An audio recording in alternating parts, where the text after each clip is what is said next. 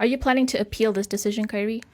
Again, no, because appealing means appealing against the same entity that has unilaterally and summarily executed me from the from the party. So there's no point. They're intent on throwing us out or keeping us in the sin bin. Before GE15, you spoke very confidently about the potential for reform in UMNO, especially if you were to take the helm, and you spoke about how you could feel there was an undercurrent of change in the party. You were convinced. After the events of the GA and over the weekend, do you still hold that same view? I'm less sanguine about UMNO's prospects for the future, because for UMNO to have come back from the disastrous electoral performance, it would have had to require a complete overhaul, starting with its leadership. And that would have necessitated the top two positions in being contested during the party election. And we know that that's not going to happen now. And we know that the voices of dissent, especially those who were vocal, mine, Nohoma, Anwar Musa, we've all been dismissed. Khairy, maybe the point is you were just outnumbered in the party. At the General Assembly, the motion for the top two posts to be uncontested, it was voted through. So maybe you are the minority, actually. First of all, we have to distinguish between the central delegates at the Assembly and the grassroots. I still believe that the grassroots, those in the 191 divisions and 15,000 plus odd branches across the country, wanted a contest.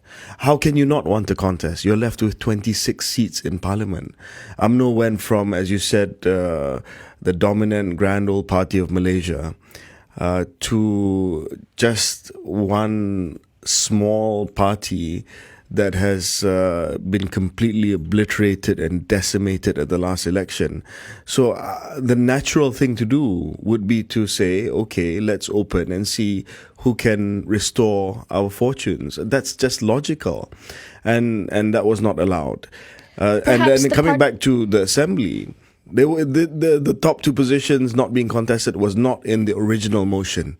But when it was read by the delegate from Negeri Sembilan, from the Rembau division, my old division. And again, I criticize Mat Hassan because there's a huge conflict of interest there. He's the deputy president. And yet the delegate from his own division inserted this new sentence within the motion saying that the top two is not to be contested. He was booed. He was roundly booed by the delegates.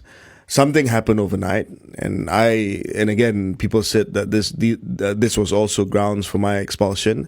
We know for a fact that non-delegates were ushered into the hall on the second day to stand around and to shout their support when the motion was asked to be voted on. Is this a voice vote? Was this the motion is a voice. done by a I have to voice explain vote? to people, because a lot of people, especially some of your listeners, don't understand what happens at the UMNO AGM. It's not a secret ballot. It's a voice vote.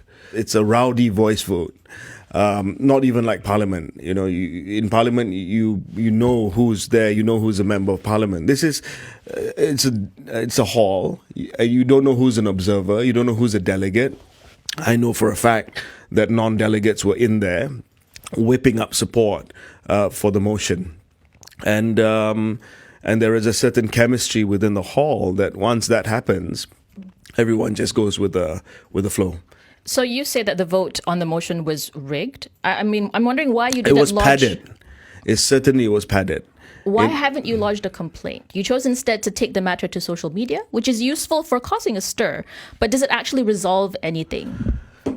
Who do you complain to? You're complaining to the very institution that padded and rigged this vote. And I hope that if the Registrar of Societies rules in favor of an open contest, saying that the motion is unconstitutional, somebody could step up to run for the presidency.